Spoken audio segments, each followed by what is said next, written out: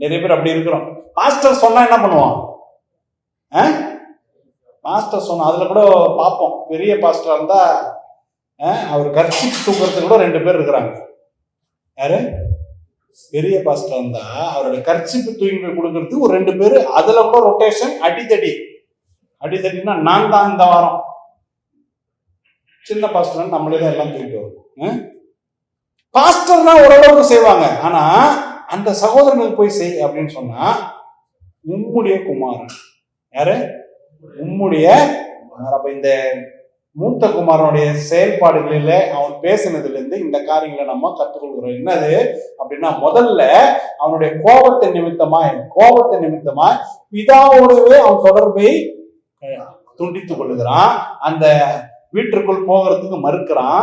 2வது அவன் செய்கிறது என்ன அப்படின்னா, உமக்காக நான் இவ்வளவு உழைச்சேனே, நீங்க எனக்கு எதுவுமே செய்யலன்னு சொல்லி ஆண்டவர் செய்கிற காரியங்கள் எல்லாம் ஒண்ணும் இல்லைன்னு சொல்லுகிற ஒரு காரியம். ஒரு பாரத்தோடு ஊழியம் செய்யறது, ஒரு பாரத்தோடு சபைக்கு வர்றது, ஒரு பாரத்தோடு ஜெபம் பண்றது, ஒரு வேண்டா வெறுப்பா எல்லாமே செய்கிற ஒரு குணாதிசயம் தான் இங்க மூத்த குமாரன்.